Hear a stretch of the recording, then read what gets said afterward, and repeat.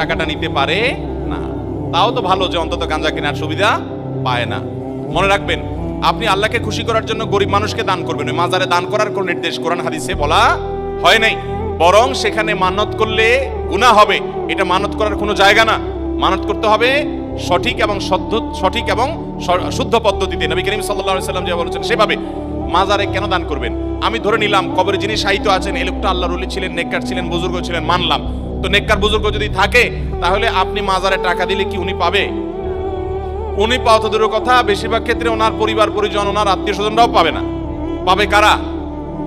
ওই মাজারের যারা গামজুটি আছে তারা।